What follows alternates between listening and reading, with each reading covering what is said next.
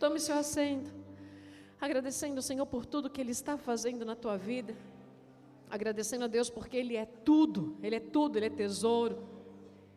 A gente encontra no texto de João a passagem da cruz, João 19, do versículo 25 até o 30. Que possamos como igreja não proclamar aquilo que nós precisamos. Muitas vezes a gente coloca na nossa necessidade, eu preciso de um conforto, eu preciso de um consolo, eu preciso de prosperidade, eu preciso de incentivo, eu preciso de cura, precisamos de tantas coisas, não é assim? E que a igreja de Jesus Cristo possa entender que se ela pregar Jesus Cristo, todas essas coisas já estão na bandeja, todas essas coisas já estão disponíveis. Então não precisamos falar que você não precisa ter os frutos da carne, não precisamos dizer que você vai ser curado, não precisamos dizer que você vai prosperar, porque isso já está liberado na história. Se eu conhecer Ele, eu entendo que esse tempo é um tempo de libertação da escravidão. Ou seja, se Deus continua sendo o mesmo ontem, hoje continuará sendo, aquilo que Ele fez no passado vai continuar fazendo na minha vida, e isso já está garantido. Diga bem alto, já está garantido. Preciso falar disso, precisamos falar sobre esse assunto, não porque já está garantido. Nós precisamos falar de Jesus. Quanto mais eu entender Ele, quanto mais eu me apaixonar por Ele, quanto mais eu conhecer o Senhor Jesus, mais eu saberei de todas as bênçãos e promessas que já estão disponíveis para a minha vida.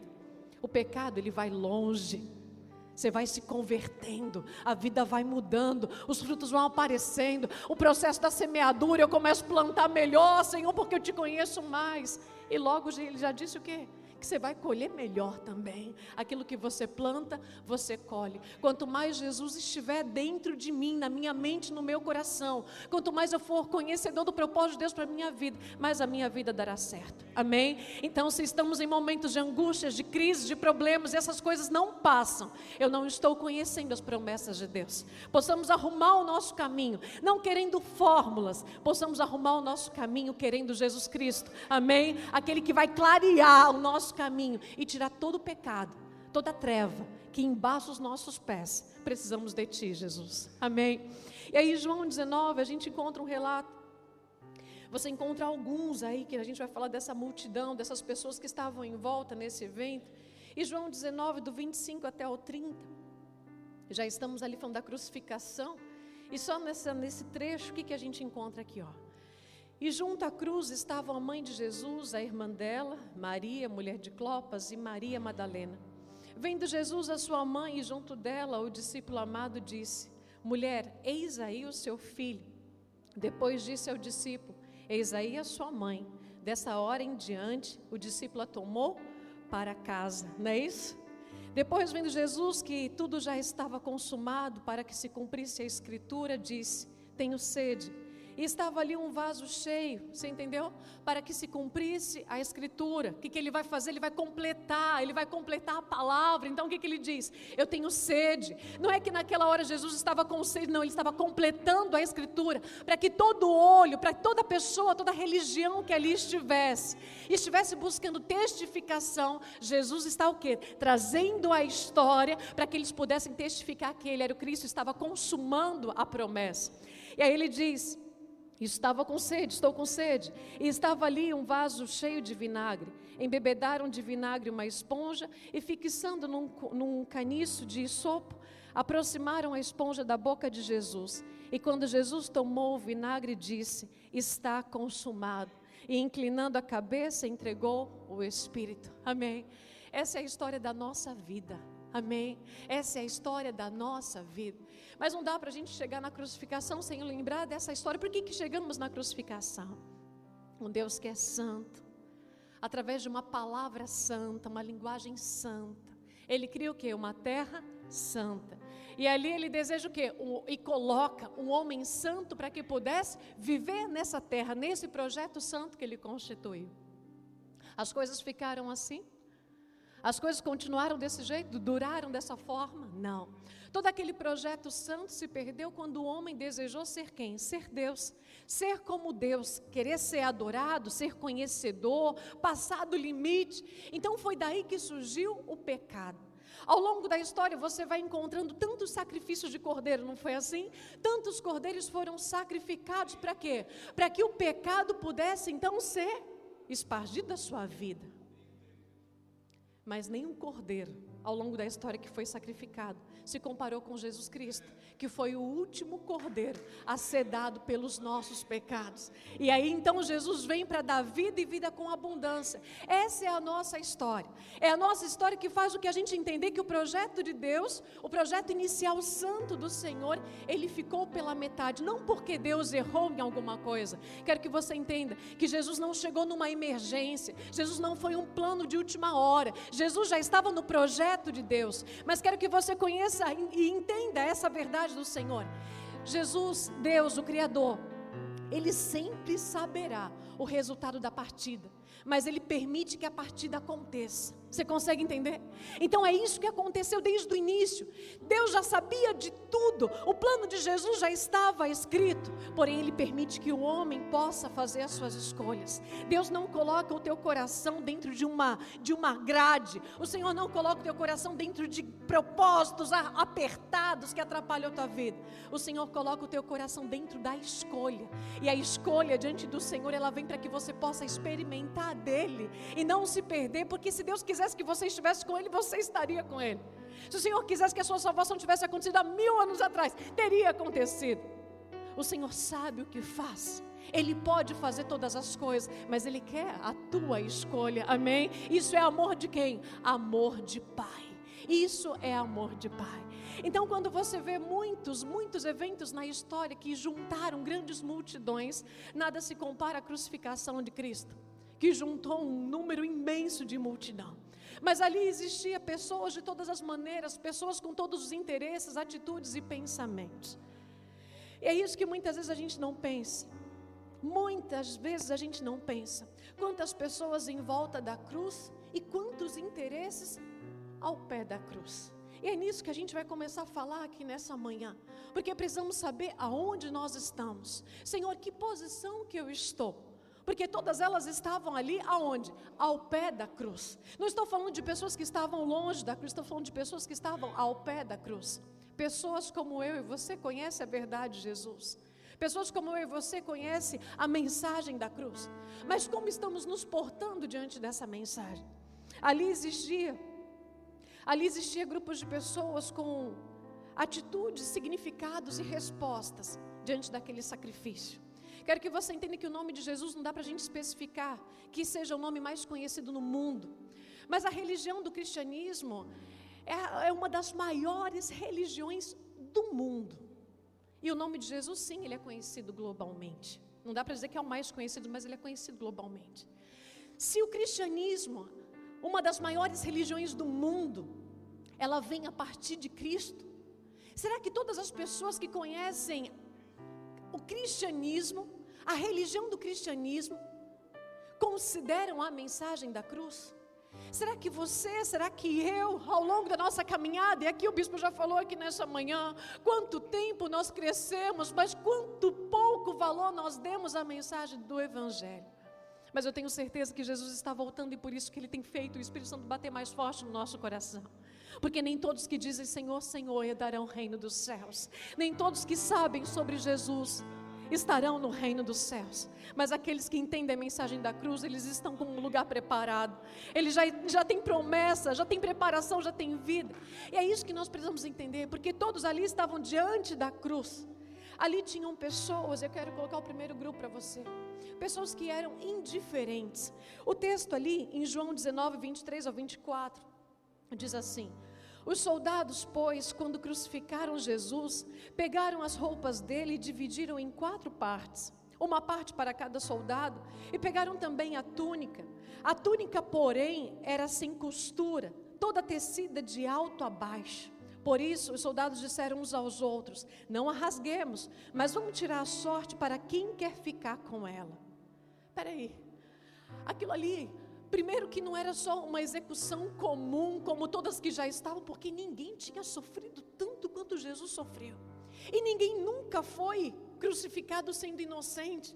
Então aquele evento não era comum, mas ali os soldados, eles estavam indiferentes com uma das maiores desgraças que aconteceram a olho nu. Desgraça. Mas eles estavam ali jogando sorte. Talvez você se pergunte, para que serve a salvação? Quando Jesus ele chamou a todos, toda pessoa que foi chamada por Deus, toda pessoa que foi chamada por Ele, Ele vai ordenando e diz o quê? Venha e morra. Mas talvez agora você vai me perguntar, morra de quê? Quero que você veja um versículo em Efésios 4:22. Morra de quê? Morra por quê? Olha o que ele vai dizendo. Quanto à maneira antiga de viver, vocês foram instruídos a deixar de lado a velha natureza que se corrompe segundo desejos enganosos. Amém? Vamos de novo. O que ele está pedindo para que você morra? O que ele está te instruindo para que você morra? Para aquela antiga maneira de viver. Vocês foram instruídos a deixar de lado o quê? A velha natureza que se corrompe segundo os desejos enganosos. Eu quero que você desça a régua do pecado. Porque quando falamos de pecado, muitas vezes você vai começar a pensar prostituição, aí você vai pensar a bebedice, o vício. O que mais que você pode pensar? O ladrão, o roubo, o assassinato. E você coloca uma régua que parece que você já está livre dela há muito tempo, não é? Porque aí você começa dizendo, não, eu não roubo, não, eu não mato, não, isso não faz parte mais da minha vida. Que bom que isso não faz parte da sua vida. Mas o Senhor não está falando só desses pecados. O Senhor está comparando, Jesus Cristo veio justamente para isso, para entender que aquele que é assassino, que pensava que estava livre só porque não matava alguém com a faca, ele está dizendo que aquele que odeia também, ele também é um assassino. Consegue entender que a régua de Jesus começa a descer um pouco mais? Então se você não mata ninguém, que bom, mas se você tem odiado pessoas, você também precisa pedir perdão pelos seus pecados. Consegue entender? É você começar a olhar para o Evangelho e começar a perceber, peraí, eu não traí a minha esposa, eu não sou um adúltero. Que bom que você não é um adúltero, mas se você está cobiçando aquilo que está ali do lado, que não é teu, você já está em pecado também. Então quando a gente desce a régua, eu consigo entender, Senhor, eu preciso da tua presença, eu preciso do teu perdão, eu preciso olhar para a tua cruz, eu preciso mudar a minha mente. A régua de Jesus faz com que os fariseus que falavam somente das leis, a régua de Jesus olha para mim e para você e diz, todo aquele que diz que não tem pecado, se confesse, porque há pecado em você, amém? Então é isso, é essa proximidade da cruz. E ali a gente tinha o quê? Aquele grupo de soldados que mostra um grupo de pessoas indiferentes, pessoas que no meio da dor, no meio da tristeza, conseguiam ser indiferentes, alheios à situação. Quantos hoje estão ao pé da cruz agindo de forma indiferente? Vem a dor de Jesus, sabem da mensagem da cruz, escutam, assistem o sacrifício, mas o coração está frio e distante. O coração está frio e distante, e como é triste o tempo em algum momento, porque o tempo também nos faz ficar anestesiados. Aquilo que você acostuma perde o valor. A gente pode perder o valor um com o outro, porque estamos há tantos anos juntos. Podemos perder a consideração pelo outro, a consideração do trabalho. Olha só, porque o tempo vai fazendo a gente perder o valor. E pelo tempo que Jesus Cristo foi instituído na nossa vida como Salvador, por tanto tempo que Ele existe, por tanto tempo que Ele se doou, já estamos tão acostumados que a mensagem da cruz também vai perdendo o seu valor. E ficamos indiferentes a uma dor terrível, a um sacrifício terrível. E nós ficamos então insensíveis. São pessoas que vêm à igreja, ouvem sobre o sacrifício de Jesus, mas continuam insensíveis. Tem um texto em Tito 1,16 que diz assim: afirmam que conhecem a Deus, mas o negam por meio do que fazem. É por isso que são abomináveis, desobedientes e reprovados a qualquer boa obra. Eu não estou falando de pessoas que não conhecem a Deus. Eu não estou falando de pessoas que não conhecem a mensagem da cruz. Eu estou falando de pessoas que conhecem a Deus, mas as suas atitudes é como se não conhecessem. Uma das verdades mais tristes que temos vivido. Somos chamados de crentes, mas pouco estamos crendo naquilo que verdadeiramente Ele é. E isso vai nos deixando como? Indiferentes a essa verdade absoluta do Evangelho.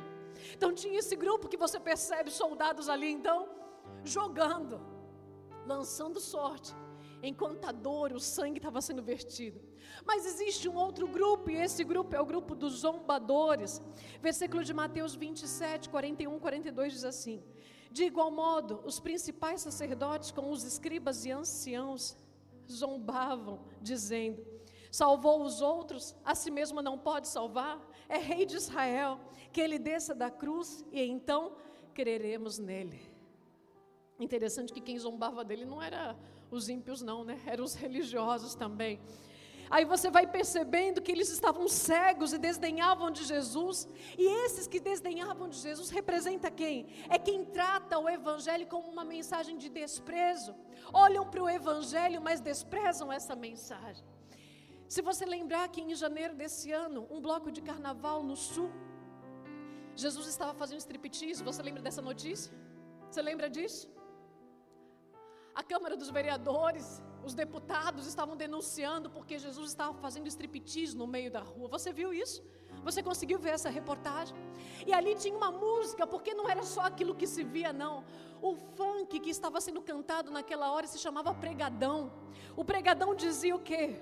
Desce, desce, vamos tirar Jesus da cruz. E ali naquela atitude de zombaria, você acha que isso é zombaria? Zombaria, numa atitude dessa com zombaria, que fica fácil para nós que conhecemos a mensagem, olhar e diz isso é zombaria.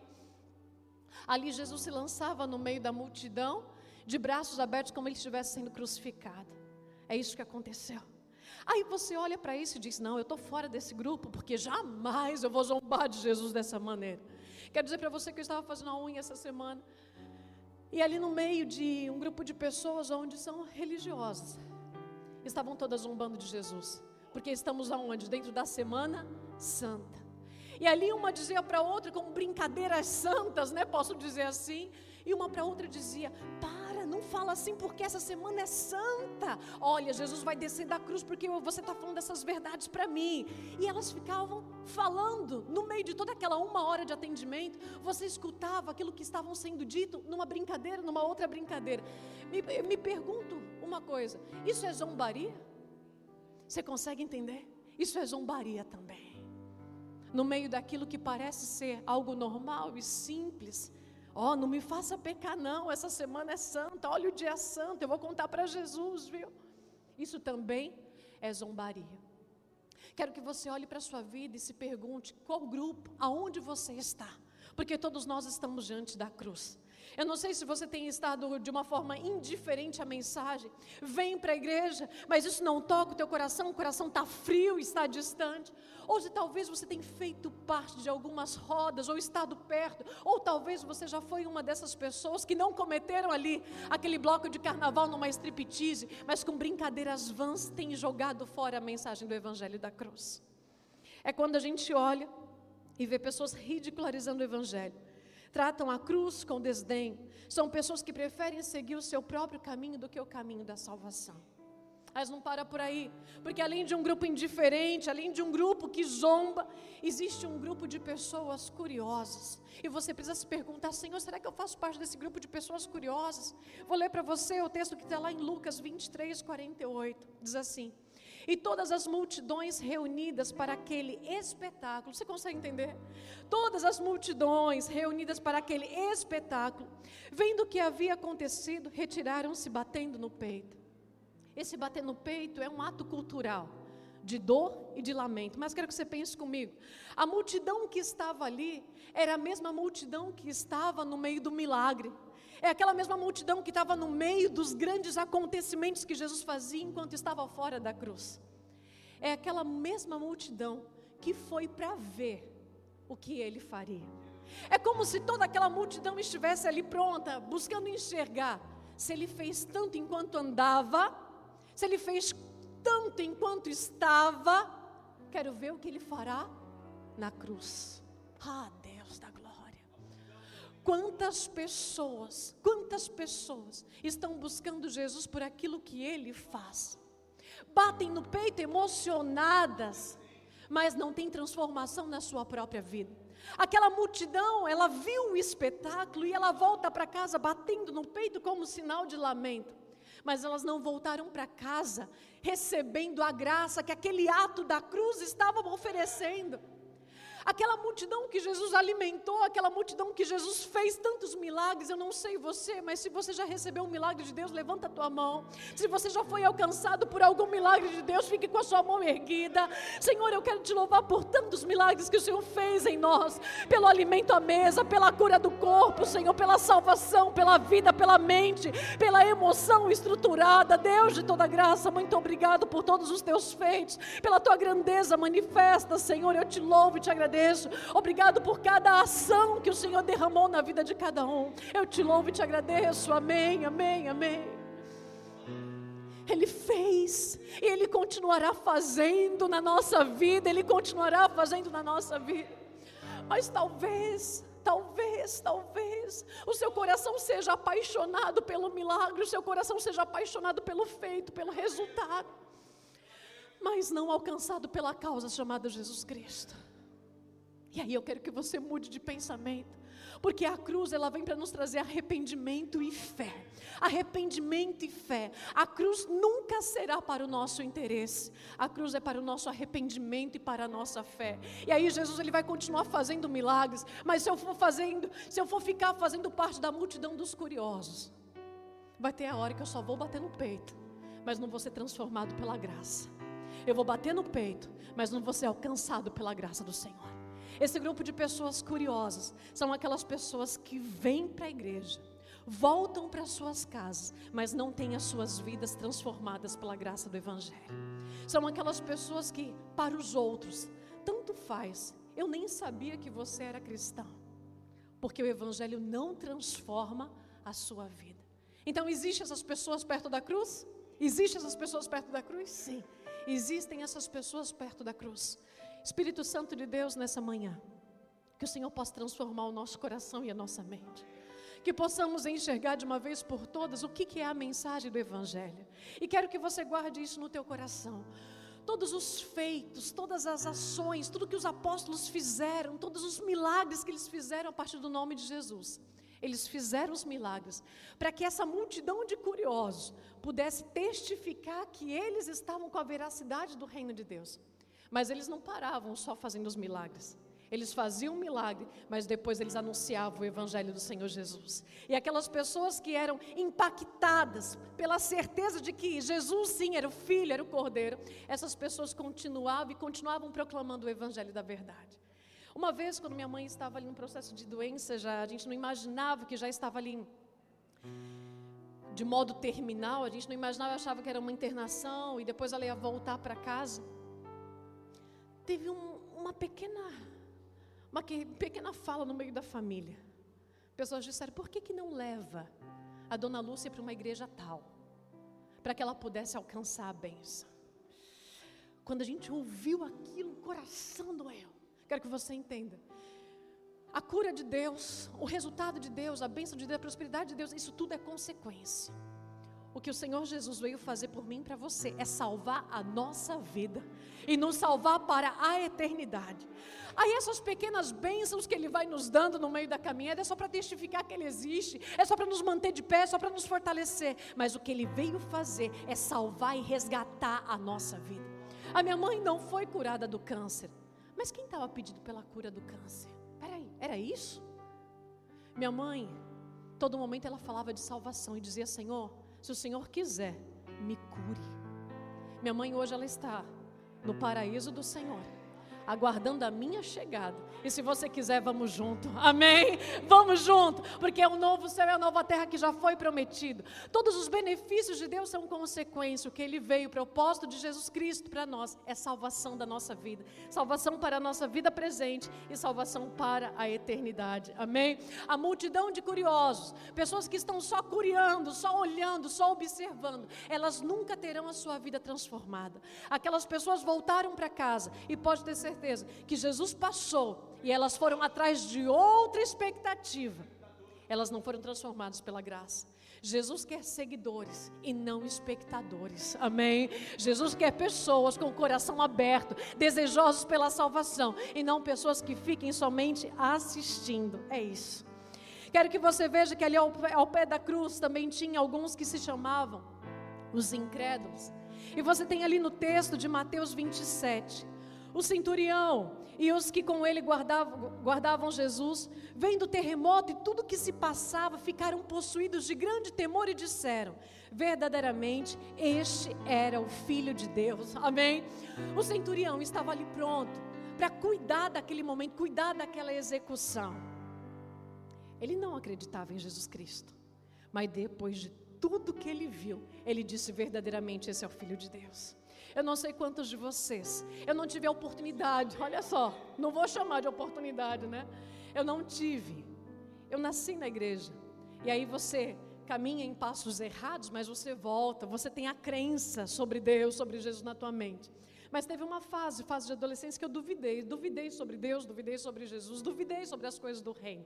Aquela fase onde você se pergunta sobre muitas coisas, fase perdida que não serviu em nada e graças a Deus eu voltei para o entendimento da graça do Senhor. Quantos de vocês eram incrédulos e vendo a evidência dos feitos de Deus se converteram ao Senhor? Obreira Josi, o seu esposo, no seu testemunho dessa manhã, quanto tempo dentro do catolicismo, não é? Pela primeira vez, depois de tantos anos de caminhada, ele está dizendo: faz sentido tudo que você está falando sobre esse Jesus. Ele está dizendo sobre o batismo, eu agora estou entendendo sobre o batismo. É isso, é os feitos, é o resultado de Deus na tua casa, é o resultado de Deus na tua vida. E é sim, pessoas que são incrédulas, a partir dos feitos de Jesus, elas podem crer. Quem é esse que não acreditava em Jesus? Quem é esse que não acreditava em Jesus e depois que conheceu os sinais começou a acreditar no Senhor? Tem alguém aqui?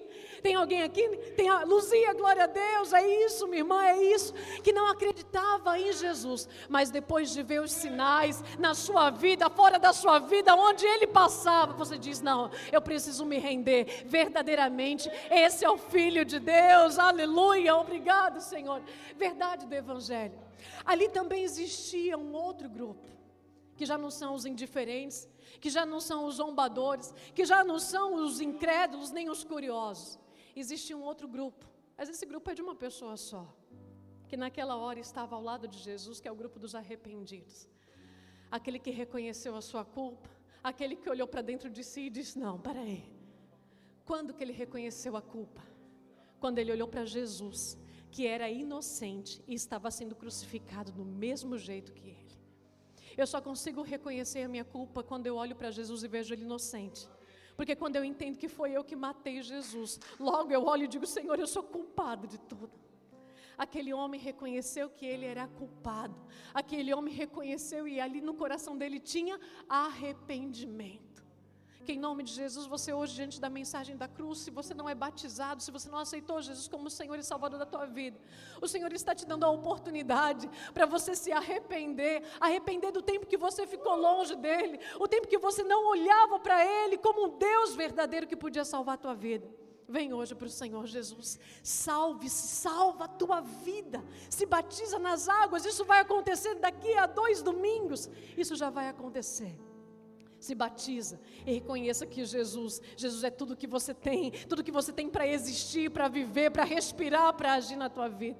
Sim, existe esse grupo de arrependido. A cruz é um convite ao arrependimento. Não importa o quão longe você tenha ido, Ele sempre está dando a oportunidade da graça e do arrependimento, amém? Não importa o tempo que você ficou fora, a cruz está pronta para mim e para você. Aquele homem, no seu último segundo, nas suas últimas horas, nos últimos minutos, ele encontrou esperança. Eu não sei se talvez você hoje está no seu último minuto, sua última hora de vida, eu não sei.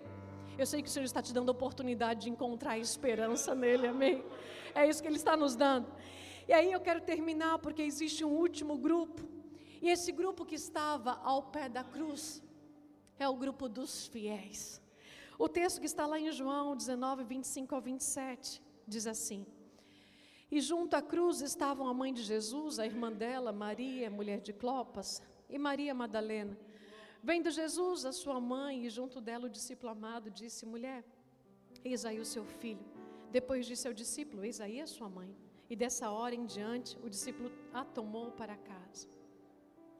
Eles não se afastaram de Jesus, mesmo diante da perseguição, da tristeza, da dor e do sofrimento. Os amigos fiéis de Jesus, aquele que é fiel ao Senhor Jesus, ele está com ele independente da circunstância. Podem ter todos os grupos ao pé da cruz, mas a cruz, ela está para fazer de você uma pessoa fiel dentro do seu arrependimento. Quando você trata Jesus como aquele que só pode fazer coisas para você, você não está valorizando a mensagem do Evangelho da cruz. Quando você é movido pelas circunstâncias, hoje eu estou, amanhã não estou, hoje eu amo a Ele, hoje eu nem sei quem é Ele. Esse grupo de pessoas não faz parte do grupo de pessoas fiéis ao Senhor Jesus. Eu te convido ao arrependimento. Eu te convido a entender de uma vez por todas que Ele precisa ser tudo, porque senão o nosso futuro não está garantido. E como é maravilhoso poder pensar que amanhã, o amanhã que eu não sei de quanto tempo ele vai chegar, mas esse amanhã está nas mãos do Senhor, que já está guardando um futuro glorioso para mim e para você. O que seria da minha vida se não tivesse Jesus? E aqui eu já posso dizer para você, mesmo que você não entenda sobre Ele, o que seria da sua vida se não tivesse Jesus? A religiosidade sem relacionamento com Cristo é cegueira espiritual. A religiosidade sem experiência em relacionamento com Cristo é abismo. Você dizer que está, mas não viver o cristianismo, isso é morte. A Bíblia vai nos levando a entender lá em versículo de João 3,36, quem crê no Filho tem a vida eterna, quem se mantém rebelde contra o Filho não verá a vida, mas sobre ele permanece a ira de Deus. Aí você diz, mas bispo, por que Deus quer se manifestar com ira? Porque o seu projeto de vida não é teu, o teu projeto de vida é dele. E se eu sou dele, ele faz da minha vida o que ele quiser. Amém? Se eu sou dele, ele faz da minha vida o que ele quiser. Então aqueles que entendem o projeto dele, ele está prometendo vida, mas aqueles que se rebelam contra o projeto dele, ele está dizendo, você está sob a minha ira. Tudo que você tem, você quer ter controle, não é assim? Tudo que você tem, você quer ter controle. Os pais querem ter controle sobre os filhos e não conseguem, mas querem ter controle. O Senhor, com todo amor e bondade, longanimidade, toda mansidão e todo o amor, Ele também tem controle sobre a tua vida, porque o fôlego que você respira não é teu, é dele. Quando você veio ao mundo, o ruar de Deus foi soprado. Quando o homem foi criado, o ruar de Deus foi soprado. Esse fôlego não me pertence, esse fôlego pertence a Deus. Então diga bem alto, eu sou de Deus e não sou meu. Eu sou de Deus e não sou meu. Então, Senhor, a tua vida, a tua vontade seja soberana sobre a minha vida. Então ele diz, quem crê no Filho, quem crê em Jesus, tem a vida eterna. Mas se alguém se mantém rebelde contra o Filho, ele não verá a vida. Eu quero ter vida, e vida abundante. O que eu preciso? Ver o Filho de Deus, crer no Filho de Deus. Aí você diz, bispo, então eu vou para casa pensando na minha vida eterna. E a minha vida aqui? Mas eu tenho tanto problema para resolver amanhã é segunda-feira, tem um monte de boleto para pagar. Eu tenho amanhã exames para poder conferir no médico e saber como eu estou. Nossa vida, como ela é engraçada, Senhor, não tem boas coisas para resolver amanhã não. Tem muita coisa para resolver na terça-feira. Eu não preciso me preocupar com essas coisas. Eu não preciso gastar meu tempo pedindo para Deus para pagar um boleto para curar minha vida. Não. Olha só. O texto de 2 Pedro diz assim: pelo poder de Deus, quem é filho de Deus tem poder do Filho? Quem é filho de Deus tem poder do Filho? Amém? Pelo poder de Deus nos foram concedidas todas as coisas que conduzem à vida. Olha só, todas as coisas que conduzem à vida e ao amor. Pelo pleno conhecimento daquele que nos chamou para a sua própria glória e virtude. Tudo que Deus quiser fazer dar certo na tua vida, Ele tem interesse para a sua própria glória e virtude, amém? Então Ele quer sim que as coisas deem certo no teu caminho, para que a glória volte para Ele, para que as pessoas conheçam. Então Deus não quer você na miséria, Deus não quer você no escárnio, Deus não quer você na vergonha. Não, o Senhor te quer na vitória, porque quanto mais você vence, mais o nome dEle é glorificado. Mais os ímpios, mais pessoas que não conhecem o Senhor, elas vão ver Deus na tua vida. Então a glória é para quem? É para Ele. Então Ele já está dizendo que pelo poder dEle, Ele vai conceder a você poucas coisas. O que é então? Todas as coisas. Então diga bem alto, Ele vai conceder o que a você? Todas as coisas. Isso já foi dito, isso já é promessa. Então vamos lá. Por meio delas, Ele nos concedeu as suas preciosas e muito grandes promessas. Pelo poder de Deus, já foi concedido a você todas as suas grandes e muito preciosas promessas. Quem pode glorificar o Senhor, diga amém. Diga, já está concedido sobre a minha vida.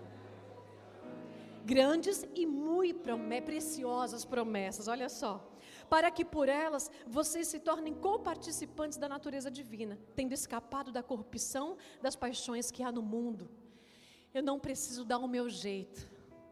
Ele me quer sendo abençoado, para que eu fuja de todos os meus desejos, de todos os meus jeitos, de todas as minhas possibilidades, para que o nome dele seja glorificado.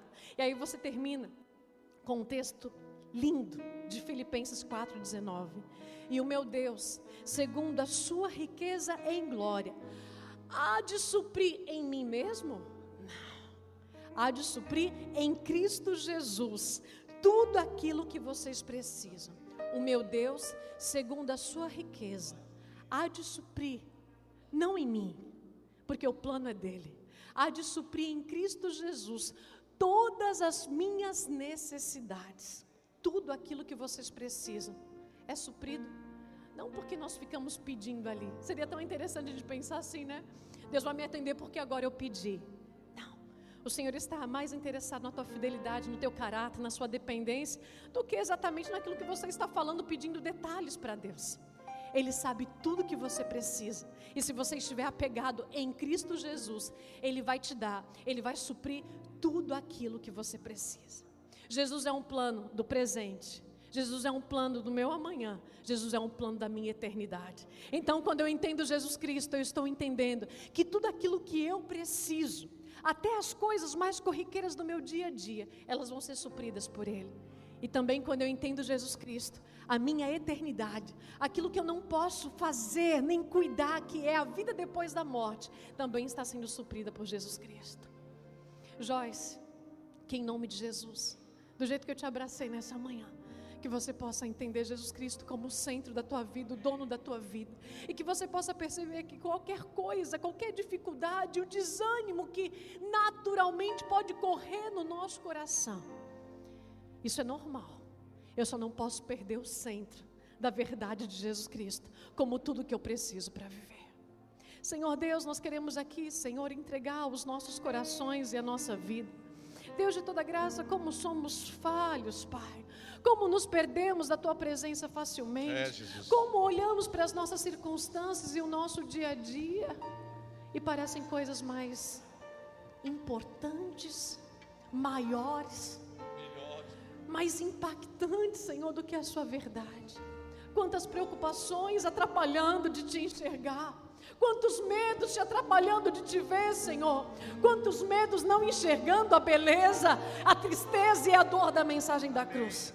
Senhor de toda graça, se nós sairmos daqui emocionados, batendo no peito e formos para casa sem transformação, não está valendo de nada, porque o que precisa acontecer em nós é a transformação a partir da Tua graça. Senhor, não queremos zombar de Ti, não queremos ser indiferente à Tua dor. Deus de toda graça, nos ensina a ser fiel ao Teu santo nome, te amar todos os dias da nossa vida, mesmo quando a circunstância for de dor, mesmo quando houver tristeza, mesmo quando houver falta, mesmo quando houver sofrimento. Deus de toda graça, nos ensina a ser do jeito que Te agrada. E o jeito que Te agrada é ter amigos fiéis. Amém. Aqueles que vão estar contigo independente da circunstância. Nós colocamos a nossa vida diante de Ti, Senhor, porque não queremos ser aqueles que caminham contigo. Dizemos que somos crentes, mas não acreditamos de fato no poder da cruz e na salvação. Senhor, a tua promessa vem, a tua graça vem, e o Espírito Santo também vem sobre nós, para transformar a nossa mente, transformar o nosso coração e nos levar para perto de ti. Deus, que todo coração nessa manhã seja encontrado por arrependimento e fé. E se cada coração for encontrado por arrependimento e fé, aqueles que não te aceitaram, eles vão te aceitar nesta manhã como Senhor e Salvador da sua vida. Aqueles que ainda estavam vão enxergar o verdadeiro Senhor, lugar, pelas decisões a tomar contigo, nessa hora vão colocar o seu coração à disposição e vão viver na tua presença. Deus, nessa manhã, eu te peço, Senhor, que sejamos totalmente transformados pela sua ação, pela ação do Espírito Santo. Pelo poder Queremos da ser cruz. salvos e precisamos ser salvos pela Amém. graça. Nos ensina, nos alcança. Amém. Em nome de Jesus. A igreja Amém. diz amém, Amém. amém, amém. Glória a Deus.